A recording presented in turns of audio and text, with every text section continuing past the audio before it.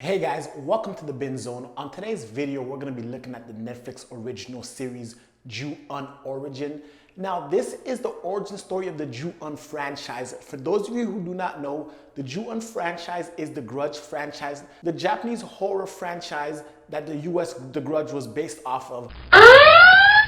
Now, before I dive into this video, guys, I want you guys to know full spoilers ahead. You have been warned.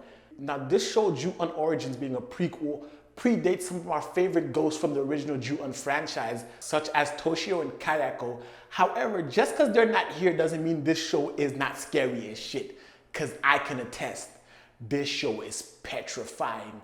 But what Ju-Un Origins does is it gives us a history of the house, the curse, stemming from 1952 all the way to the mid-90s, about 1995, 96, 97, around that range. And we see the evolution of the curse that plagues this house. And really we start to get a better look at the curse starting in 1988, because that's when the first episode begins and that's when our main characters are introduced. Now, Ju-Un Origin starts off and we have the character of Odaijama, who is a paranormal investigator who's currently working on the book. Now, in this first episode, he's interviewing a semi-famous actress named Haruka. Now, Haruka has been hearing ghost footsteps in her apartment, and she went to Odaijama and on national TV is doing this interview in which they're trying to get to the bottom of the ghost noises. And for her to do that, she leaves the tape recorder in her bedroom and she sleeps in the living room. So when they're playing the tape over on national TV, you can hear the pitter patter of a child's feet running up and down her room. So those kind of noises are weird to her, as well as the audience and Odaijama. But we come to find out that the reason why she's being haunted or plagued by this ghost is because of her boyfriend Tetsuya. Tetsuya was planning on proposing to Haruka, so he goes house hunting and he finds a house that's relatively cheap.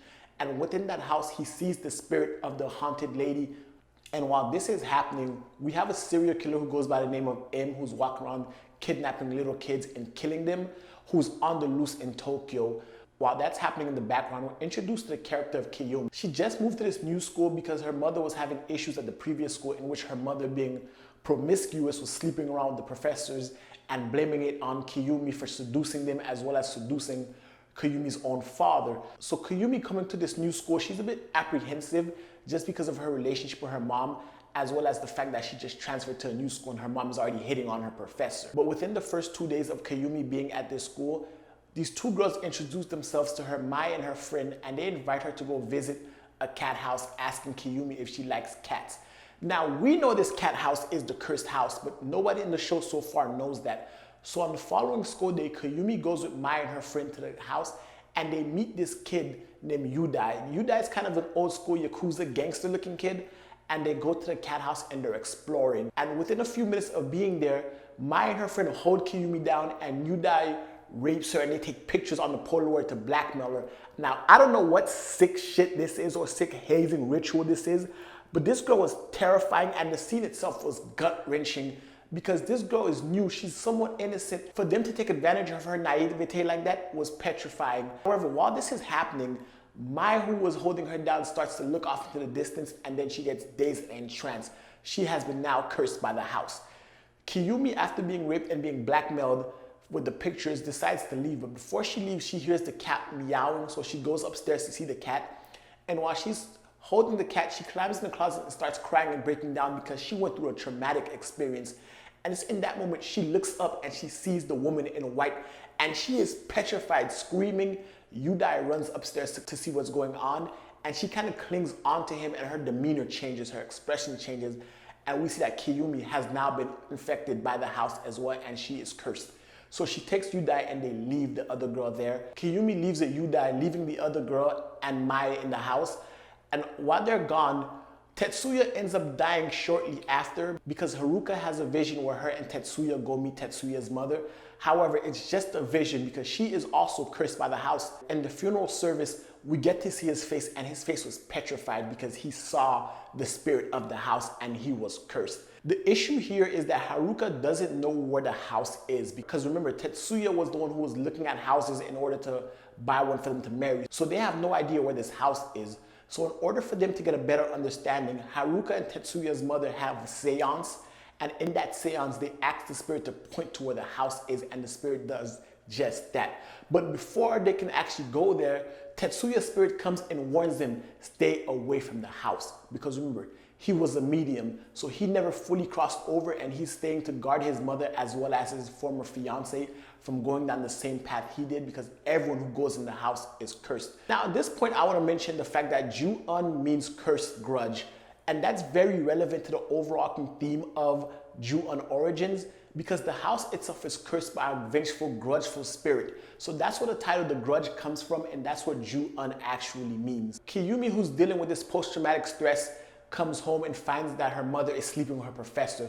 So she enlists the help of Yudai and uses Yudai to kill her mother and frame the professor by leaving his condom on her, and they run away together, essentially freeing her of the burden and the past of dealing with the house, her mother, even though she has some sort of Stockholm syndrome where she's attached to Yudai in a toxic, grudge-filled relation, but that's also because of the curse of the house. Now, we jump forward from 1988 to 1994. Now, in 1994, Yudai and Kiyomi are living together. They're married under a fake name, and they have a kid, Toshiki.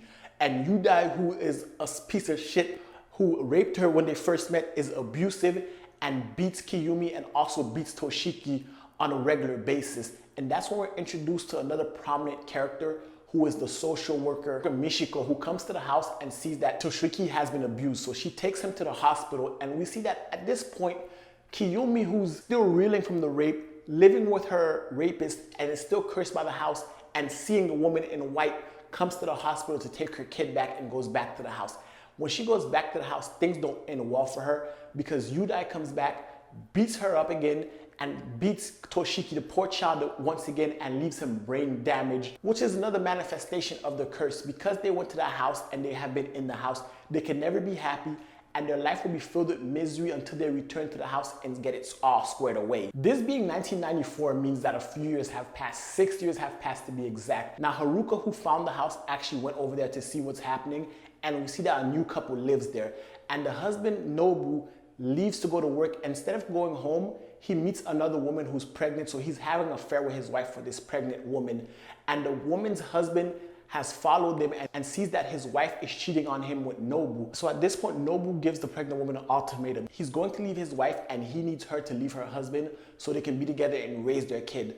So when the wife goes home and tells her husband, who's in love with this woman who's cheating on him, that, you know what, this is not your baby, this is my boyfriend Nobu's baby, and I hate you, and I'm going to kill you and essentially go live with my boyfriend. At this point, he snaps and ends up killing her and cutting her stomach open and trying to save the baby. And that's when we see this poor premature baby outside of the womb. And because he doesn't know what to do, he takes the telephone and sticks it in her stomach. It's a landline. He sticks it in his pregnant or former pregnant wife's stomach, and then he runs off with the baby to the house. And in the house, he ends up killing Nobu and killing Nobu's wife, and then burying the baby in the yard before turning himself in. At this point, he has no idea why he did any of this, and that's because the curse not only affects the people of the house, it infects the people around you.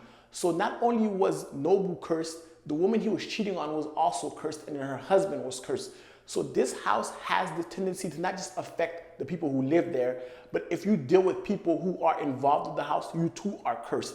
It is at this point that Odajima, 6 years later, is finished his book, and he still wants to find out what's happening with the house. So he seeks out M, the guy who was a serial killer in the first episode and was killing kids, and M gives him the location of the house. Odajima at the library meets the social worker, and they're both investigating this house because they're noticing a pattern. Anyone who visits this house is cursed. The social worker is trying to find Toshiki's mother, Kiyomi, and Odajima is trying to find the house, and they both stumble upon the fact that this is the same house they're both looking for. Now, this is when we really get into the origin of the house, because the curse started happening in 1952. And we find out in 1952, there was a man who kidnapped a woman and kept her in the attic of the house, and he did God knows what to her, impregnating her with a kid. However, before she delivers the kid, she ends up killing him and she dies, but not before she delivers birth, but we have no idea what happened to the kid. So at this point, it's when we find out that she's the vengeful spirit who was kept in this house, abused for years, forced to have a kid that she did not want, and she's haunting and cursing everyone with her grudge, with her vengeful spirit. Then our main characters go to the house and try to figure out what's happening, because these killings cannot continue. And we've come to find out that Odajama used to live in the house 8 years after the original killing in 1952. In 1960, he lived in that house. And in that house, he lost his mother, he lost his sister, he lost his father, and any family member that was close to him. But he does not know why he survived. But he is cursed. That's why he's attracted and he's drawn to paranormal activities, if you will, no pun intended, to the Paranormal Activity franchise. But that's why he's attracted to it. So all these people, Haruka, Odajama, Tetsuya's mother, as well as a social worker, try to get Kiyome back to the house. And when they do, she brings back the pictures of the night that she was raped, and she just spazzes and disappears. And then we also seem to learn something new about the house. Everyone who's cursed within the house is cursed and connected through the house throughout time. For example, when you are cursed and you're in the house, whether it's 1988 or 1952, you seem to be stuck in a loop of time where every cursed individual interacts with each other at one point or another, and that transcends time. For example, Kiyumi, who was doing whatever she was doing in 1994, banging on the window trying to break into the house, was also the spirit figure that young Odajama in 1960 started breaking into the house at the time, connecting all the layers together. Once they find out what's happening, they leave the house behind and they try to keep anyone from moving into it. And about a year later, a new couple moves into the house and they don't want any help because they bought the house for cheap. The reason the house keeps getting new inhabitants is because the realtors are shady, and because the house is haunted with all these tragic stories and a vengeful spirit, they sell the house at way below market value. So new couples who are on a tight budget and looking for a house always end up moving to this house. However, it's not long after they move in that the vengeful spirits start attacking, and they call Odajama, and he brings the crew together and they have another seance to try to exorcise the house. And that's where all hell breaks loose, because now the spirit does not want to leave and the spirit goes wild in the house. And Haruka, who makes it out, but she ends up going back and is killed by the baby, because the theme of the baby has been reoccurring throughout the season. The baby is one of the spirits who is killing people. The baby killed Haruka. The baby also killed the man who killed his wife and pulled the unborn baby out of his stomach. Odajama seems to have survived, but it seems that he is also a catalyst in bringing people to the house, because his obsession with the house and him knowing certain details to certain people's murders that the police have not brought out and made public also leads us to believe that he is connected to the house. He is a vessel that gets the story of the house out there to get more people back in the house. And that's how the origins of Ju-on starts. That's how the grudge curse happens. All these different people become spirits in the house, and they're all haunted. And any new resident who comes in is plagued to be cursed by this house. And it's going to continue and evolve into the Ju-on franchise that we know. Anyway, guys, that's Ju-on Origins Explained. I'd love to hear your feedback in the comment section below. And if you like this video, give it a thumbs up. Also, don't forget to follow me on Twitter if you guys want to have a more one-on-one personal conversation. Well, guys, until next time, binge on.